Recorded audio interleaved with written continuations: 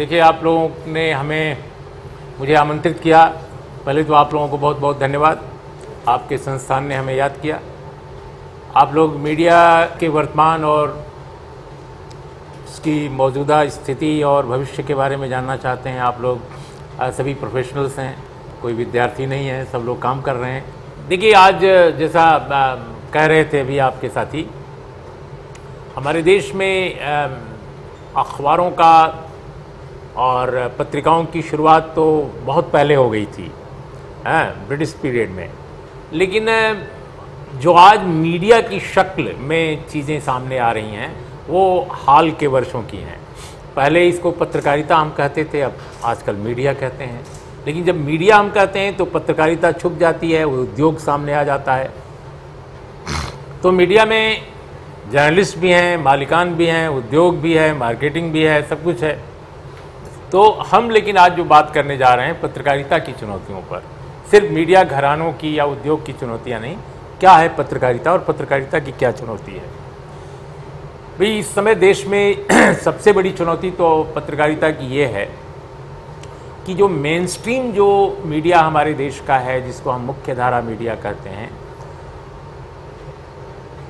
जिसकी संरचना अगर शुरू से देखा जाए तो वो पूंजी प्रधान रही है। और पूंजी प्रधान होने के बावजूद उसमें प्रोफेशनलिज्म भी उन लोगों ने इंट्रोड्यूस किया और उसको लाया, जैसा दुनिया के दूसरे मुल्कों में हुआ है। लेकिन इधर कुछ वर्षों से अगर देखा जाए तो ऐसा लगता है कि प्रोफेशनलिज्म को कहीं छुपा कर रख दिया गया है, कहीं उसको अलग कर दिया गया है और शुद्ध व्यवसाय के रूप में, एक शुद्ध प्रोपेगेंडा के रूप में मीडिया सामने आ रहा है। इसलिए जब हमने मीडिया मंथन में एक बार कहा था तो उसका बहुत प्रचार हो गया। कई लोग उस शब्द को कहने लगे कि शाम को जब कभी आप टेलीविज़न खोलते हैं मेन स्ट्रीम चैनल्स को, तो ऐसा लगता है कि सारे चैनल्स जो है एक ही तरह की भाषा बोल रहे हैं। जैसे सोसाइटीज़ होती हैं, अपार्टमेंट्स होते हैं, मोहल्ले होते हैं, बस्तियाँ होती हैं शहरों कस्बों में, तो जो गृहिणियाँ होती हैं, आम तौर पे जब खाना वाना सब हो जाता है, लोग चले जाते हैं, तो वो भजन मंडली या कीर्तन मंडली शुरू हो जाती है उनकी।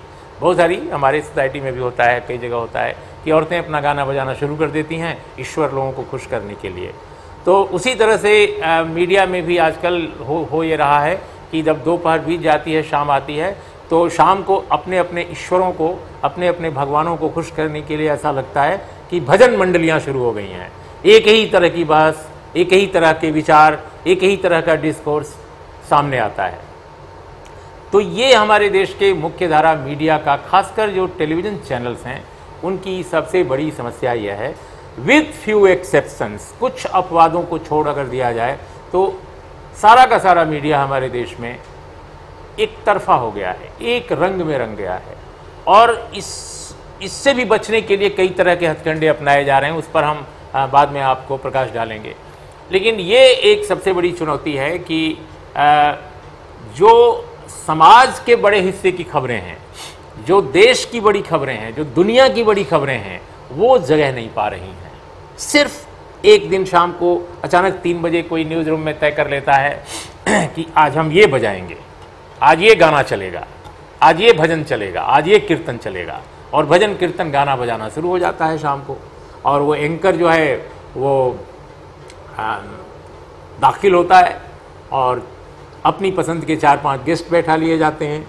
और उसमें भी आजकल ये है, इसको मैं बहुत ही सार्वजनिक तौर पे कह चुका हूँ और बार बार कहना मुझे बड़ा अचरज होता है, कोई भी डिबेट हो, कोई भी डिस्कशन हो, चाहे वो डोमेस्टिक इश्यूज़ को लेकर हो, डिफेंस के इशू को लेकर हो, पॉलिटिकल इशू को लेकर हो, सोशल इशू को लेकर हो, कल्चरल इशू को लेकर हो, सब में एक सत्तारूढ़ दल का एक पैनलिस्ट बैठ जाएगा, उनका प्रवक्ता, एक वीएचपी का बैठ जाएगा, एक कोई आरएसएस का चिंतक बैठ जाएगा, विचारक, और इसके बाद एक मुख्य विपक्षी पार्टी कांग्रेस का कोई बैठ जाएगा, दीनहीन चेहरा बनाए हुए, हैं, ताकि चारों ओर से लगता है कि उस पर तमाचे पड़ेंगे और वो कुछ बोल नहीं पाएगा।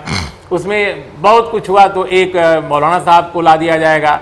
मौलाना साहब की उपस्थिति इसलिए ज़रूरी है क्योंकि इससे हिंदुत्व जो मोबिलाइजेशन है उसमें भी मदद मिलेगी, क्योंकि वो जानबूझकर उससे ऐसे सवाल किए जाएंगे और जानबूझकर वो ऐसे जवाब देगा कि उससे जो हिंदुत्व का पक्ष है उसके पक्ष में हिंदुत्व पक्ष के पक्ष में एक व्यापक गोलबंदी का उनको अवसर मिले, मौका मिले। तो ये एक अजीब तरह का बनावटी, एक अजीब तरह का नकली पैनल डिस्कशन दिखता है शाम के ज़्यादातर चैनलों का। मैं सबकी बात नहीं कर रहा हूँ, कुछ बेहतरीन अपवाद भी हैं हमारे देश में, और ये जो खूबसूरत एक्सेप्शंस हैं टेलीविज़न चैनल्स में, वो वाकई खैर मकदम के काबिल हैं, क्योंकि इतनी मुसीबत, इतनी चुनौतियों, इतने दबावों के बीच भी अगर कुछ कर रहे हैं तो तमाम कॉन्ट्रडिक्शन के बावजूद मैं निजी तौर पे उनको अप्रिसिएट करता हूँ ये जो एफर्ट्स उनके हैं। लेकिन अच्छा, होता यह है कि चैनलों में जिस तरह की चीज़ें चल रही हैं उससे अखबार भी प्रभावित हो रहे हैं। अखबारों के दफ्तरों में एडिटर्स के सामने या न्यूज़ रूम में कैमरे टेलीविज़न लगा होता है वो देखते हैं कि क्या खबर चल रही है। तो समाज, देश, दुनिया की जो प्रमुख खबरें हैं, जो अहम खबरें हैं, जो बड़ी आबादी को प्रभावित करने वाली खबरें हैं, वो तो टेलीविज़न चैनलों में उतनी तरजीह नहीं पा रही हैं।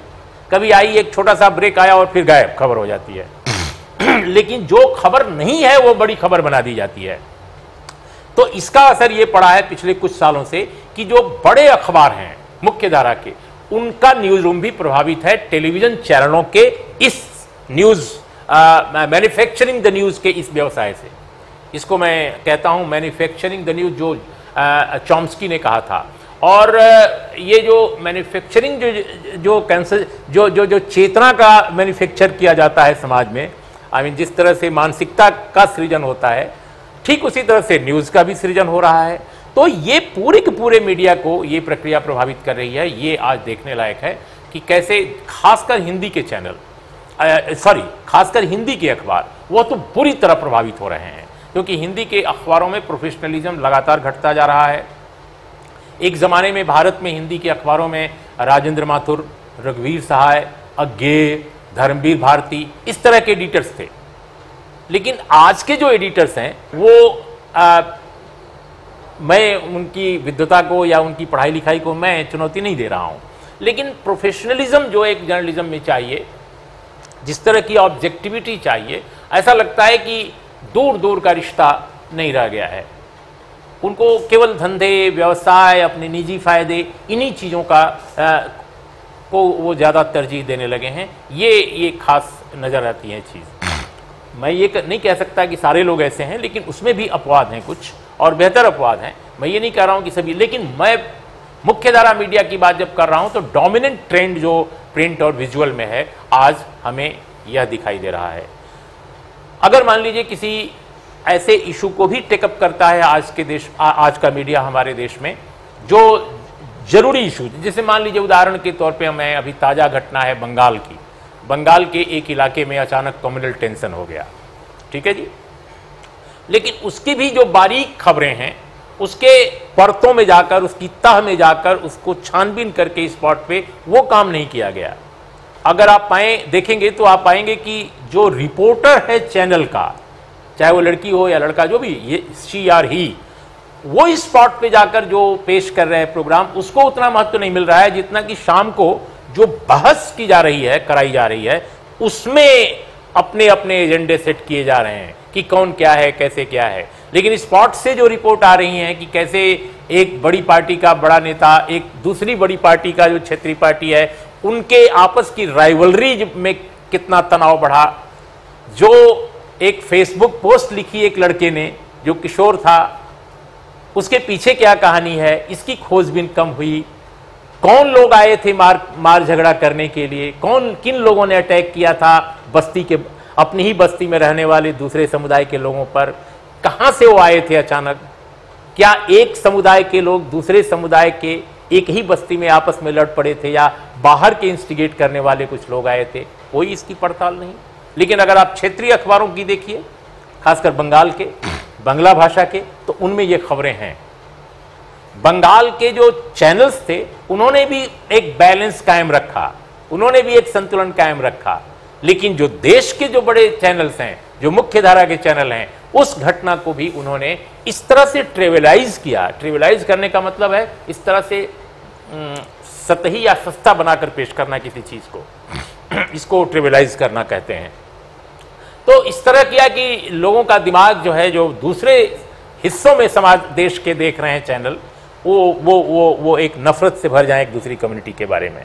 तो ये बहुत सारा इस तरह का गेम प्लान जो सियासत में जो लोग हैं जो चला रहे हैं या चल रहे हैं, उसका रिफ्लेक्शन मीडिया, यानी मीडिया और सियासत दोनों के जो मुहावरे हैं और दोनों का जो सोच है वो आपस में कन्वर्ज करता है। ये एक बड़ी बात है।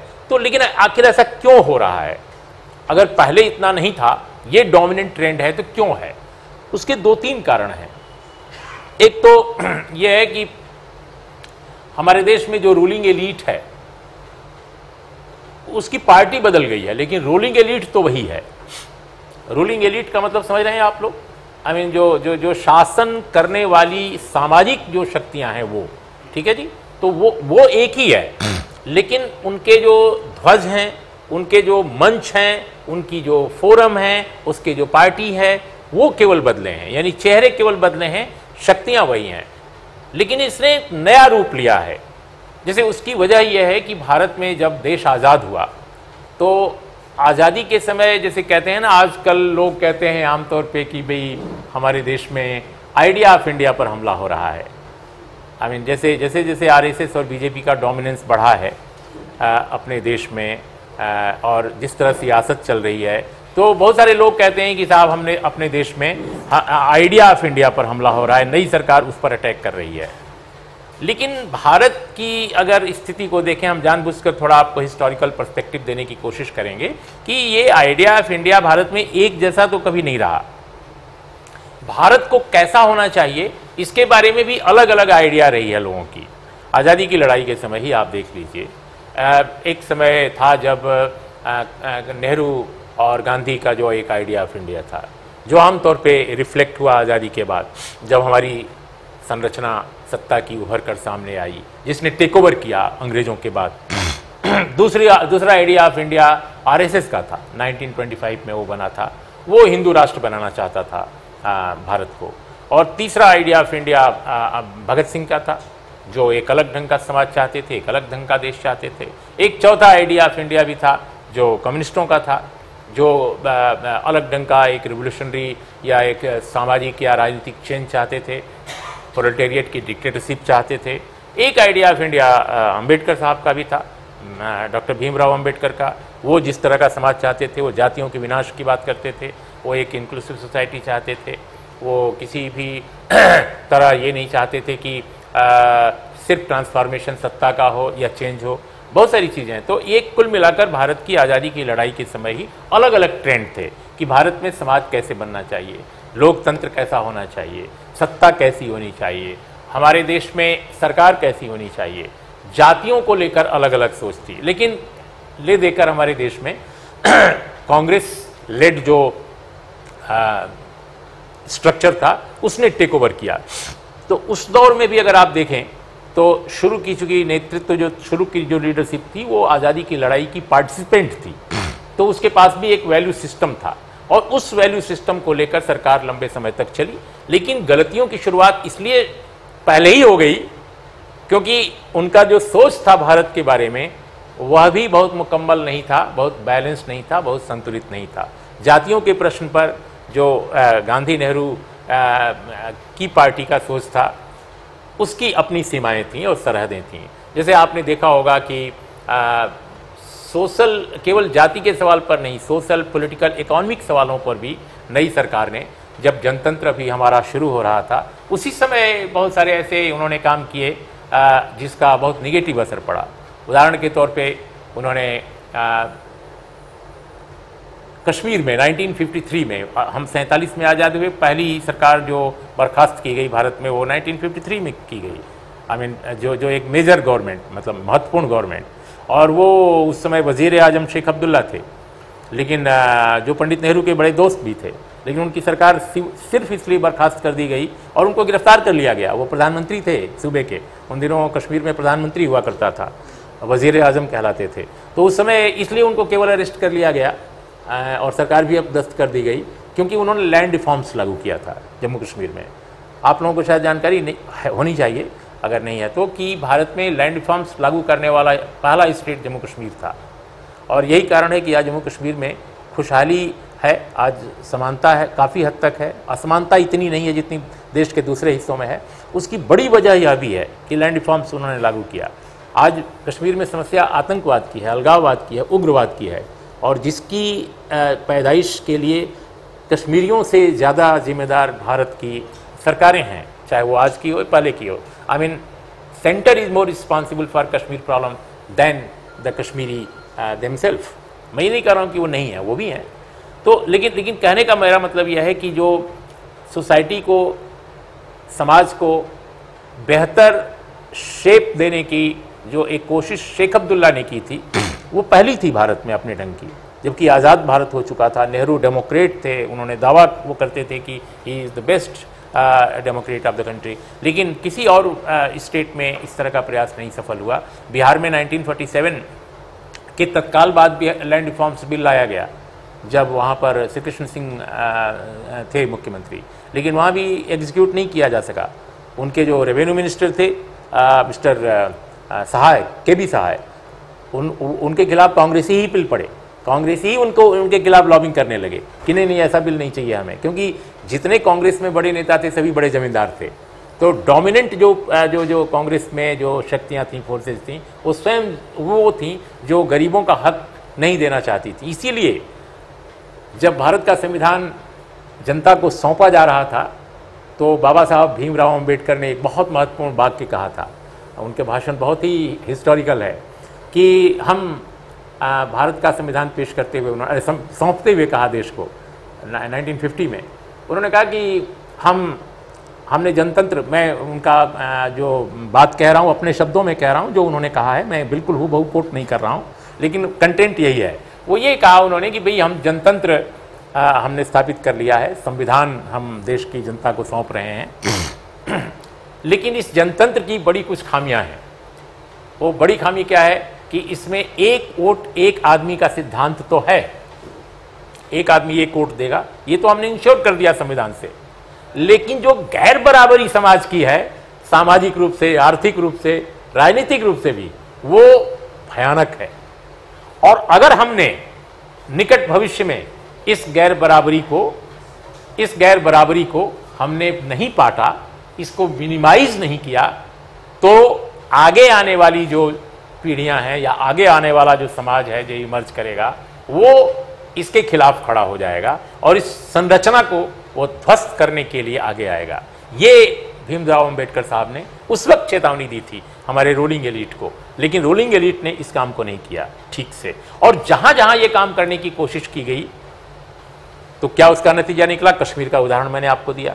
1959 में फिर EMS नंबूदरीपाद की सरकार, जो दुनिया में पहली इलेक्टेड कम्युनिस्ट गवर्नमेंट थी, पहली इलेक्टेड कम्युनिस्ट गवर्नमेंट, उसने लैंड रिफॉर्म्स लागू करने की कोशिश की 1959 से पहले। और दूसरा काम उन्होंने किया था एजुकेशन बिल लाने का। फौरन उस सरकार को बर्खास्त कर दिया गया। उस समय मिसेस गांधी कांग्रेस की प्रेसिडेंट थी और उनके पिता देश के प्रधानमंत्री थे। तो मेरा ये कहना है कि ये जो दो घटनाक्रम हुए, वो ये बताते हैं कि जनतंत्र के सूर्योदय में ही हमारे देश की जो पार्टी, जो रूलिंग पार्टी थी और जो रूलिंग एलीट था, वो गैर बराबरी को एड्रेस नहीं करना चाहता था। वो समाज में जाति की जो संरचना है, जो वर्ग की संरचना है, उसको ट्रांसफॉर्म नहीं करना चाहता था, जो डेमोक्रेसी के लिए अनुकूल हो। What is democracy after all? Democracy क्या चीज है? संविधान है, पार्लियामेंट है, इलेक्शन है? नो। डेमोक्रेसी का मतलब है, जो अगर सही अर्थों में देखा जाए, कि समाज में जितने स्टेक होल्डर्स हैं, समाज में जितने क्या कहेंगे, हल्के हैं, उनकी सत्ता से लेकर के नीचे से लेकर ऊपर तक में हिस्सेदारी हो, उनके पास स्वतंत्रता हो, उनके पास संप्रभुता हो और उनके पास सद्भाव हो, फ्रेटर्निटी समाज में। जो काम फ्रेंच रिवॉल्यूशन ने एक जमाने में किया, जिसने पूरे यूरोप को बदल कर रख दिया। फ्रांस में क्रांति हुई, ऐसा लगा जैसे कि एक देश में क्रांति हो रही है, लेकिन फ्रांस की राज्य क्रांति ने पूरी दुनिया में डेमोक्रेसी का जो दीपक है उसको जला दिया। और दुनिया के वे तमाम मुल्क जहां चर्च और स्टेट माने जो चर्च और स्टेट का जो एक कन्वर्जेंस था उसको ब्रेक कर दिया, ध्वस्त कर दिया, उसके सामने एक नया चैलेंज खड़ा किया कि डेमोक्रेसी ये है। तो हमारे देश में दिक्कत ये हुई कि हमने डेमोक्रेसी का आवरण तो ओढ़ लिया, हमने एक बेहतर संविधान तो पा लिया, क्योंकि हमारे पास अंबेडकर जैसे बड़े स्कॉलर्स थे, बड़े विद्वान थे, जिनके पास एक समतावादी दृष्टिकोण था, समाज को बदलने का एक वो था, जिजीविषा जिनके अंदर थी। लेकिन स्ट्रक्चरल जो चेंजेस हैं जो करने चाहिए थे वो अलाउ नहीं किए गए, और यही कारण है कि भीमराव अंबेडकर साहब को सरकार में भी बहुत कम दिन रहने का मौका दिया गया, और चूंकि उस वक्त तक राजनीतिक तौर पे वो सुदृढ़ीकरण नहीं कर सके थे अंबेडकर, इसलिए वो बड़ी शक्ति के रूप में नहीं उभर पाए। बेसिकली वो एक स्कॉलर थे, एक फिलोसोफर थे, और उस वक्त तक कोई बड़ा ऑर्गेनाइजेशन नहीं बिल्ड हो पाया था। लेकिन इसके बाद भी अगर आप देखिए तो जिन जिन राज्यों में सोशल मूवमेंट्स ज़्यादा थे, डेमोक्रेसी वहीं बेहतर ढंग से इमर्ज की, और मीडिया का जो रिश्ता था इन चीज़ों से, जो ये सामाजिक प्रक्रियाएं चल रही थी, मीडिया का भी जो रिश्ता इमर्ज किया वो भी देखने लायक है। मैं ये सामाजिक और आर्थिक जो प्रक्रियाएं चल रही थी जानबूझकर इनका आपके सामने विस्तार से जिक्र किया, सो दैट आप समझ सकें कि हमारे देश का मीडिया ऐसा क्यों है। उस वक्त भी अगर आप देखिए कि लैंड रिफॉर्म्स की जितनी कोशिशें होती थीं तो इंडियन मीडिया का बड़ा हिस्सा, जबकि आज की तरह वो बड़ा इजारेदार नहीं था, बहुत हाईली कॉर्पोरेटाइज मीडिया नहीं था जैसा आज है, लेकिन तब भी अगर मीडिया में देखें आप तो वो विरोध या प्रतिकूल टिप्पणियां आती थीं लैंड रिफॉर्म्स को लेकर, या जाति तोड़ने के प्रयासों को लेकर, इंटरकास्ट मैरिजेस को लेकर जिस तरह का एक फेवरेबल जो एक एटीट्यूड मीडिया में उभरना चाहिए था वो नहीं होता था। ये क्यों नहीं होता था? क्योंकि उस वक्त भी मीडिया और आज भी मीडिया कमोबेश हमारे देश में जो सामाजिक राजनीतिक रूप से ताकतवर शक्तियां हैं उन्हीं के इर्द गिर्द वो थी। पूंजी लगाता था एक बड़ा व्यापारी, और काम करने वाले लोग सभी उच्च कुलीन उच्च वर्ण के लोग थे। उच्च कुलीन और उच्च वर्ण के लोग सिर्फ जाति के स्तर पर नहीं थे, दिमाग के स्तर पर भी थे। एक बहुत ही गरीब या अपेक्षाकृत गरीब समाज में पैदा होने वाला भारत का उच्च वर्णीय अगर आदमी है, अगर वो भी अपनी दिमागी तौर पे नहीं बदलता है तो आप इसको क्या मानेंगे? इसको आप राजनीतिक तौर पे कैसे इसकी व्याख्या करेंगे? तो हमारे देश में मीडिया के साथ भी ऐसा ही रहा। ऐसा नहीं कि मीडिया में सारे लोग बहुत बड़े बड़े घरों से आए, लेकिन वो चूंकि दिमाग से उसी वेस्टेड इंटरेस्ट के पक्ष में थे, दिमागी तौर पे वो नहीं अपने को बदल सके थे, लिहाजा उन्होंने हमेशा उन्हीं निहित स्वार्थों के पक्ष में काम किया। और यही कारण है कि बाबा साहब भीमराव अंबेडकर जब आज़ादी की लड़ाई में योगदान कर रहे थे और अपने ढंग से चीज़ों को वो एड्रेस कर रहे थे, तो उन्हें भी मीडिया बहुत अच्छा नहीं मिला, फेवरेबल मीडिया नहीं मिला, बल्कि बहुत ही होस्टाइल मीडिया मिला। कई बार उनको अंग्रेज़ों का एजेंट पिट्ठू तक मीडिया में कहा गया, और यही कारण है कि उन्होंने अपने अपने ढंग से अपने अपने स्तर पर कभी मूक नायक जैसी पत्रिका निकाली तो कभी दूसरी, और 4-4, 5-5 पत्रिकाएं वो बीच बीच में निकालते रहे। कुल मिलाकर मूक नायक लंबे समय तक निकाली, बीच में एक बार स्थगन भी हुआ, फिर से रिवाइव किया, तो ये लगातार वो प्रयास करते रहे। तो हम ये जो बात आपको बता रहे हैं कि आज़ादी की लड़ाई के समय ही जो मीडिया इमर्ज कर रहा था, या प्रेस कहिए, मीडिया तो बाद में आया ये शब्द, उसमें दो धाराएं बिल्कुल साफ साफ दिखाई देती हैं। एक वो धारा थी जो जनता की तरफ से जो पहल हो रही थी, जनता की तरफ से, जैसे प्रताप है। अब कानपुर से प्रताप निकलता था जिसके संपादक थे गणेश शंकर विद्यार्थी। उसमें जिस तरह के लोग कॉलम लिखते थे, जिस तरह के लोगों की रचनाएं आती थीं, वो उस वक्त के बेहतरीन स्कॉलर्स या जर्नलिस्ट या राइटर्स थे या कल्चरल एक्टिविस्ट थे। ये ठीक है यकीनन कि वो दलित या उत्पीड़ित वर्ग से उसमें कम थे, लेकिन वे तमाम ऐसे लोग थे जो भले ही मध्यवर्ती जातियों से पैदा हुए हों या उच्च वर्ण की जातियों से, जिनको कहा जाता है उच्च वर्ण, उसमें पैदा हुए हों, लेकिन उनकी जो प्रतिबद्धताएं थीं वो निश्चित रूप से एक बेहतर डेमोक्रेसी के लिए थीं, समाज में समरसता के लिए थीं, समानता के लिए थीं।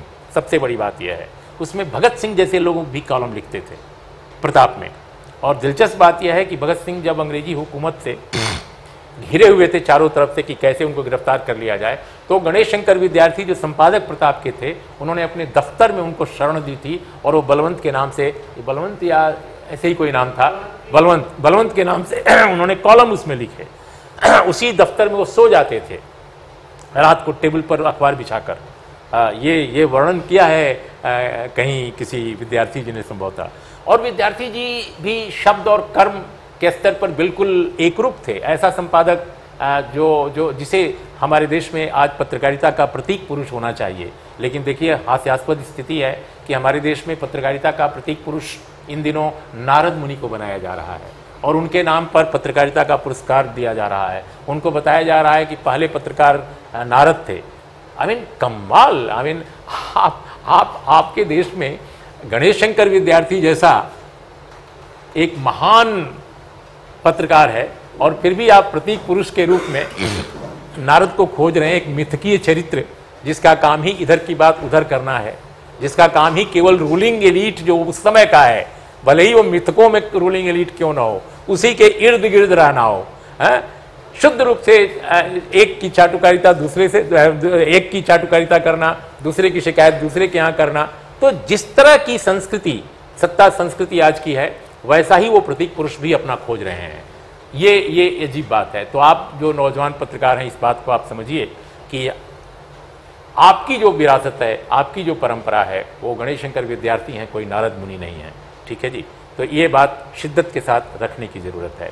तो मैं इसलिए कह रहा था कि एक जो पत्रकारिता इमर्ज कर रही थी आवाम की, समाज की, उसमें उर्दू के कई अखबार थे।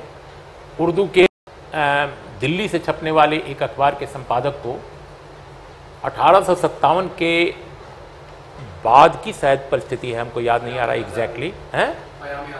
नो उसके संपादक को अंग्रेजी हुकूमत ने गोली से मारकर फांसी उड़ा दिया था भारत में। मैं उस समय उनका नाम भूल रहा हूँ, बाई चांस मैं मिस कर रहा हूँ नाम, क्योंकि एक्सटेम्पोर हम बिना तैयारी के आपके बीच आए थे। हम सोचे कि भाई आपको तो एक केवल शिक्षण देना है, लेकिन आप उसको देखिएगा। उनका दिल्ली अखबार ऐसे नाम था उसका शायद, बाकायदे उनको गोली से उड़ा दिया गया था मारा। जी हाँ, दिल्ली गेट पर उसके वहाँ पर सब दर्ज है सारा ब्यौरा। तो उर्दू में भी बहुत सारे अखबार ऐसे निकल रहे थे, हिंदी में भी निकल रहे थे। जैसा मैंने बताया, चांद का फांसी अंक आया था अपने देश में और भी मैगजीनें, हंस नाम की मैगजीन निकलती थी जिसे प्रेमचंद निकालते थे। तो बेहतरीन ढंग से आवाम की पत्रकारिता भी इमर्ज कर रही थी। और जैसा मैंने आपको पहले बताया कि बाबा साहब मराठी में कई अखबार निकाल रहे थे, मैंने मैगजीन्स, अंग्रेजी में भी उन्होंने बहुत सारा लिखा। तो ऐसा नहीं है कि भारत में पत्रकारिता सिर्फ उद्योगपतियों, पूंजीपतियों या वर्णवादियों, जातिवादियों, संप्रदायवादियों की ही केवल जागीर रही है। वो आवाम की तरफ से भी बहुत सारे प्रयास हुए, जैसे आज हो रहे हैं। बीच में स्थगन सा था तो, लेकिन वो परंपरा हम आगे नहीं बढ़ा सके। जब देश आज़ाद हुआ, बड़े स्तर पर जो होना चाहिए था वो नहीं हुआ। जो एक मिशनरी झील थी उस पत्रकारिता के पक्ष में या उसके पीछे, वो नहीं आगे बढ़ पाई। मिशन से वो प्रोफेशन बनी पत्रकारिता, और बनना था उसको। लेकिन आज जो पत्रकारिता बिल्कुल उद्योग का रूप ले ली है, और उसमें उद्योग के अपने मूल्य भी नहीं हैं, अपनी मर्यादाएं भी नहीं हैं। देखिए, बहुत सारे लोग कहते हैं कि इंडिया का मीडिया कॉर्पोरेटाइज हो गया है, इसलिए ये सत्ता की चाटुकारिता कर रहा है। ये दलील बिल्कुल मेरे गले नहीं उतरती, क्योंकि अमेरिका का मीडिया तो भारत के मीडिया से भी ज़्यादा कॉर्पोरेटाइज है। वहाँ तो हाईली कॉर्पोरेटाइज मीडिया है। लेकिन डोनाल्ड ट्रंप जब आए तो डोनाल्ड ट्रंप की तमाम नीतियाँ, खासकर पूरी दुनिया के बारे में जो उनकी नीतियाँ हैं, डोमेस्टिक जो उनकी बहुत सारी पॉलिसीज़ हैं, हेल्थ केयर को लेकर जो उनकी पॉलिसी है अमेरिका को लेकर,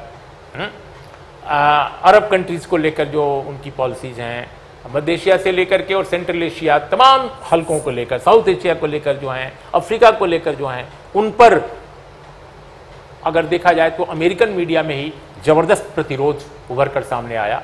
और डोनाल्ड ट्रंप को बार बार कहना पड़ा, मीडिया के खिलाफ बोलना पड़ा वहाँ, और मीडिया इससे घबराया नहीं। उसने कहा कि हमारी पत्रकारिता की असल अग्नि परीक्षा अब आ रही है और हम कोशिश करेंगे, एसर्ट करेंगे कि हम सच के पक्ष में खड़े हों। तो हाईली कॉर्पोरेटाइज मीडिया अमेरिका का है भारत से ज़्यादा, लेकिन वहाँ शायद इसलिए डेमोक्रेटिक स्पेस है या ज़्यादा बेहतर पत्रकारिता करने का इरादा वहाँ के पत्रकार जाहिर कर रहे हैं या संपादक जाहिर कर रहे हैं। क्यों? क्योंकि वहाँ के कारपोरेट में भी डाइवर्सिटी है। हमारे यहाँ के कारपोरेट में डाइवर्सिटी गायब हो गई है। हमारे यहाँ का कारपोरेट एक रंग में रंग गया है। हमारे यहाँ का कारपोरेट एक भाषा बोलने लगा है। हमारे यहाँ का कारपोरेट एक पार्टी के पक्ष में हो गया है। हमारे यहाँ का कारपोरेट एक नेता के पक्ष में हो गया है। लिहाजा अगर कारपोरेट यानी उद्योगपति यानी पूंजीपति, बड़ी कंपनियां, सबका पोलराइजेशन हो गया है। और जिस पूंजीवाद को सामंतवाद या सामंतवाद के अलग अलग जो शेड्स हैं भारत जैसे मुल्क में, जातिवाद है, इवन संप्रदायवाद है, तो ये तमाम चीज़ों से उन्मुक्त होना चाहिए था, क्योंकि वो पूंजीवाद जो है एक उभरती हुई नई व्यवस्था है जो माना जाता है कि जनतंत्र के लिए जरूरी है। लेकिन हमारे यहाँ के उद्योगपति या पूंजीपति या कारपोरेट के साथ उल्टा है। वह जनतंत्र के पक्ष में खड़ा नहीं हो रहा है, वो पिछड़ी मानसिकता, पिछड़े मूल्यों, पिछड़ी संरचनाओं, जो बैकवर्ड जो स्ट्रक्चर, बैकवर्ड जो मूल्य हैं, उनके साथ गुंथा हुआ है। इसीलिए अपने देश के बड़े उद्योगपतियों को आप देखते हैं कई बार कि वो अंधविश्वास के पक्ष में खड़े हो जाते हैं, वो ब्राह्मणवादी मूल्यों के पक्ष में खड़े हैं, जबकि पूरी दुनिया का उद्योगपति जो है चर्च और चर्च के डोमिनेंट मूल्यों के खिलाफ फाइट करके आया है बड़े पैमाने पर। लेकिन बड़ा यूनिक है इस देश में सब कुछ। एक बहुत बड़ा देश का पूंजीपति मुंबई में बहुत बड़ी इमारत खड़ा करता है, ऐसी इमारत खड़ा करता है जिसमें हेलीकॉप्टर और जहाज भी उतर सकते हैं। लेकिन एक ओझा बता देता है, कोई साधु बाबा बता देता है कि ये तुम्हारे लिए बेटा शुभ नहीं है, तो अरबों रुपया खर्च करके जो मकान बनाता है अपने रहने के लिए, उसमें वो रहता ही नहीं, कहता है कि ठीक है हम नहीं शिफ्ट होंगे, गृह प्रवेश ही नहीं करता। तो ये तो हमारे देश के सबसे बड़े उद्योगपति का हाल है। तो कितना अंधविश्वास उसमें है। अब वो कैसे अंधविश्वास मुक्त भारत की कल्पना या भारत की संरचना या भारत में मूल्य स्थापित करने में मददगार होगा, और मीडिया उन्हीं जैसे लोगों के हाथ में है, प्रत्यक्ष या अप्रत्यक्ष। तो भारत के मीडिया की जो सबसे बड़ी समस्या है, इसीलिए मैं इतनी बैकग्राउंड आपको बता रहा था कि वो इन्हीं रास्तों से होकर गुजरा है। जो अवाम की पत्रकारिता की धारा आज़ादी की लड़ाई के समय थी, वो धारा स्थगित हो गई, उसको आगे नहीं बढ़ाया जा सका, क्योंकि उद्योगपति जिन्होंने टेक ओवर किया बाद के दिनों में बड़े अखबारों को, जो ब्रिटिश अखबार थे, ब्रिटिश कंट्रोल में थे, या जो नेशनल बुर्जुआ का अखबार था। जो इमर्जिंग नेशनल बुर्जुआ का मतलब जो उभरते हुए भारतीय उद्योगपति जो थे, उनका अखबार, उसमें भी जो पेनिट्रेशन हुआ, जो पिछड़ी मानसिकता के बड़े धन्ना सेठों का, उद्योगपतियों का, वो देखने लायक है। और उसका उदाहरण है, जब प्रीव्यू पर्स लागू किया मिसेस गांधी ने, तो जो लोग सरकार के समर्थक अखबार थे, उन्होंने भी राजाओं का पक्ष लेना शुरू कर दिया। जब बैंक नेशनलाइजेशन किया, जब कोयला का नेशनलाइजेशन किया, जब खदानों का नेशनलाइजेशन किया, उस वक्त भी वो लोग बहुत पक्ष में नहीं थे, बल्कि खिलाफ थे काफी हद तक। इसके अलावा एक और बहुत दिलचस्प बात आपको बताऊं, जब मंडल आया तो सारे अखबारों में आपने देखा होगा कि वो मंडल के खिलाफ हो गए,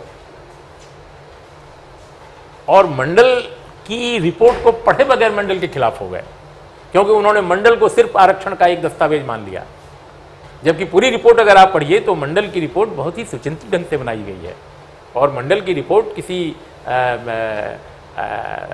ऐसे ही रात को बैठ के एक दिन में नहीं बना दी गई है।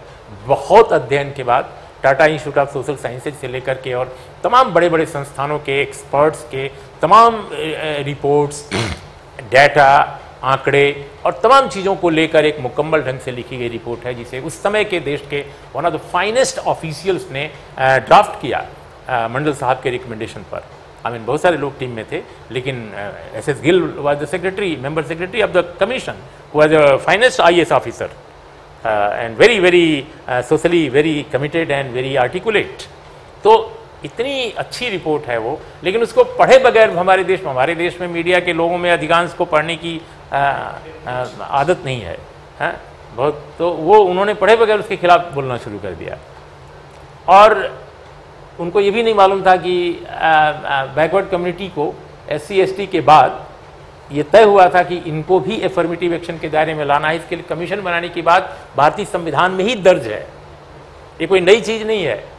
Article 340 of the Indian constitution guarantees constitution of a commission. इसीलिए नेहरू एरा में वो काका कालेलकर आयोग बना, जिसने कि बहुत अच्छा काम नहीं किया, और अंततः नेहरू युग में तो वो आगे नहीं बढ़ पाया। तो इसीलिए मुझे लगता है कि जो आइडिया ऑफ इंडिया पर हमले की बात जो लोग कर रहे हैं ना, वो आइडिया ऑफ इंडिया जो था उसमें भी खामी थी, इसीलिए नया आइडिया ऑफ इंडिया इतना डोमिनेंट हो गया।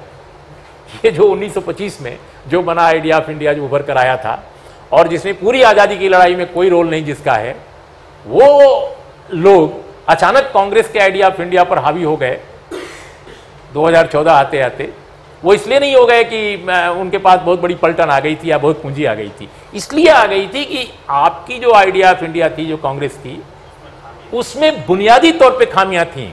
वो भी इंक्लूजन के पक्ष में, इंक्लूसिव जो समाज बनाने का जो सपना या पक्ष है उसके साथ नहीं खड़ी थी। इतने कॉन्ट्रडिक्शन, इतनी समस्याएं उसमें थी कि उसकी वजह से लोग जो आजिज थे, उन आजिज लोगों ने, उनको लगा होगा कि यह भी एक है, देखो देखो इसको क्या किया जाए। और नेटवर्क उनके पास था, ऑर्गेनाइजेशन उनके पास था। तो एक ऐसी ताकत आज की तारीख में भारत की सत्ता का संचालन कर रही है जिसका भारत की आज़ादी की लड़ाई में कोई योगदान ही नहीं है, हिस्सेदारी ही नहीं है। तो हमारा ये कहना है कि आज जो भारत के मीडिया में जो आज की समस्याएं हैं, जो जिस पर हमको बात फोकस करनी चाहिए थी या करनी है। कितना बजा है अभी? अरे 12 बज गया। ओके, तो उसमें यही है कि भारत का मीडिया बुनियादी तौर पे इस समय कारपोरेट कंट्रोल मीडिया भले ही हो, लेकिन कारपोरेट कंट्रोल मीडिया हमेशा समाज विरोधी होगा ऐसा बिल्कुल नहीं है। भारत के मीडिया की समस्या यह है कि कारपोरेट ही पूरी तरह सत्ता पक्षी हो गया है। इसलिए कारपोरेट की मीडिया की यह सबसे बड़ी समस्या उभर कर सामने आ रही है कि उसका बड़ा हिस्सा जो है वो सत्ता के साथ मृदंग बजा रहा है, कीर्तन कर रहा है, भजन कर रहा है, और ये मीडिया का काम नहीं है। ओके, मीडिया का काम क्या है? बुनियादी तौर पे सूचना देना और समाज को समझ देना। बुनियादी काम यह है मीडिया का या पत्रकारिता का, सूचना देना, समझ देना, जितना आप दे सकते हैं। तो आप सूचना भी नहीं दे रहे हैं। देश की जितनी बड़ी खबरें हैं, अगर आपके हिसाब से देखा जाए, अब जिस उदाहरण के तौर पे अभी किसानों की बात हो रही है, लेकिन पिछले 20 सालों से आप भारतीय मीडिया में किसान और ग्रामीण क्षेत्र का कवरेज देखिए। CSDS ने एक सर्वे बहुत अच्छा किया था, उसमें उसने पाया कि भारत के जो 6 बड़े अखबार हैं उसमें 2.4 से लेकर 3.2% के बीच में इंडियन रूरल सिनेरियो, यानी भारत के ग्रामीण परिदृश्य का किसान सहित कवरेज हो रहा है भारत के 6 बड़े अखबारों में। 2.4 से लेकर 3.2% कवरेज, यानी सारे कवरेज को मिलाकर उसमें ग्रामीण क्षेत्र का हिस्सा, जो देश की 67-68% आबादी अभी भी रहती है जहां, उसका कवरेज 3.2% हाईएस्ट है और 2.2 या 2.4 जो है निम्नतम है।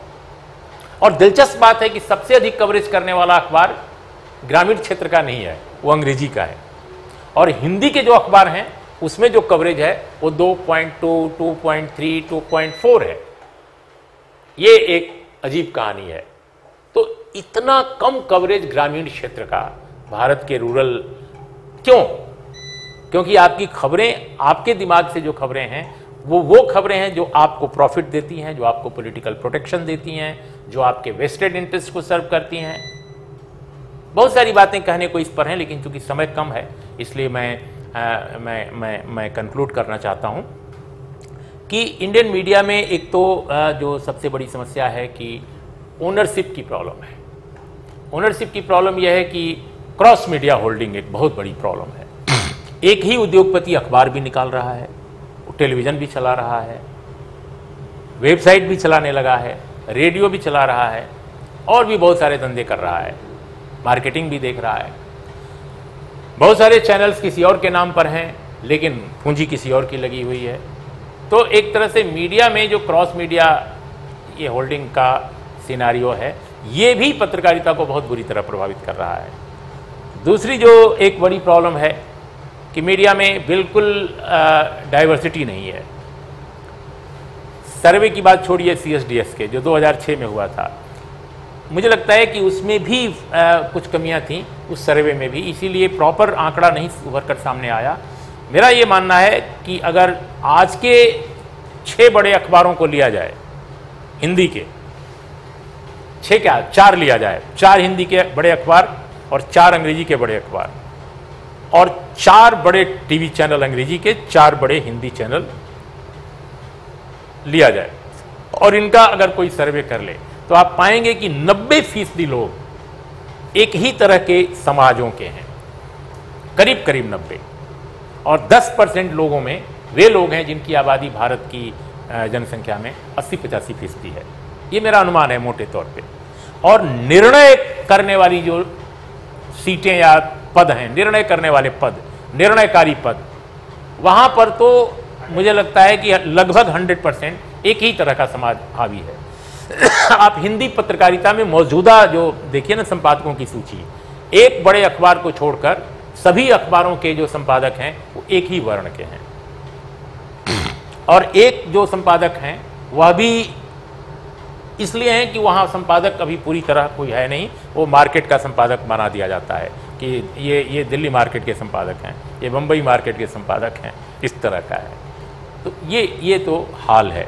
अच्छा, जो लोग खुदा न खास्ता किसी चैनल में मान लीजिए कोई आपको दिख भी जाता है किसी दूसरे वर्ण का संपादक है, तो वो वैचारिक तौर पे वह बहुत ही संकुचित या बहुत ही सीमित दायरे के जो लोग हैं, यानी कम आबादी वाले लोग हैं, उन्हीं की आइडियोलॉजी के पक्ष में खड़ा है।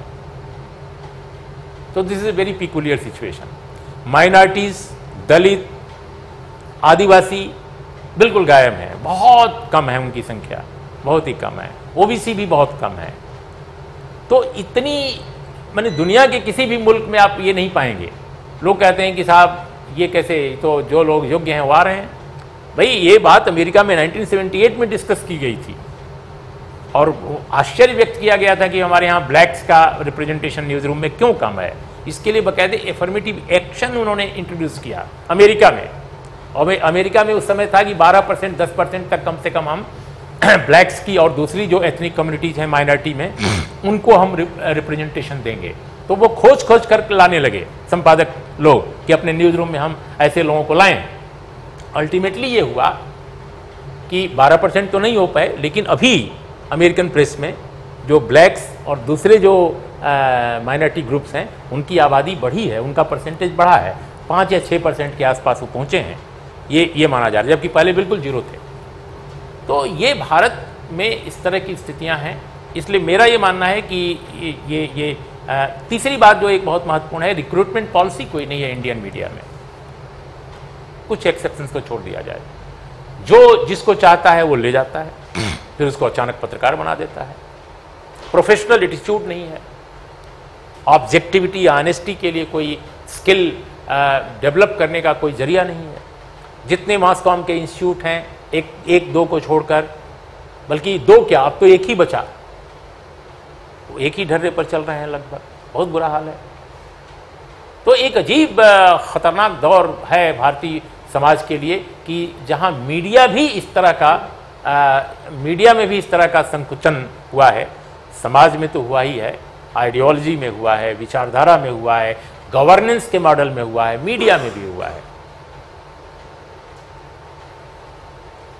अपॉइंटमेंट की पॉलिसी न होना, रिक्रूटमेंट की पॉलिसी न होना। इसके अलावा जो एक बहुत महत्वपूर्ण बात जो भारतीय मीडिया में दिखती है वो है कि हमारे यहाँ अगर आप देखिए तो जो इश्यूज हैं, जो मुद्दे उभर के आते हैं, उन मुद्दों पर बिल्कुल फोकस नहीं रहता है और अचानक कोई चीज़ इम्पोज कर दी जाती है और उस पर बात को आगे बढ़ाया जाता है। This is called a kind of ट्रिविलाइजेशन।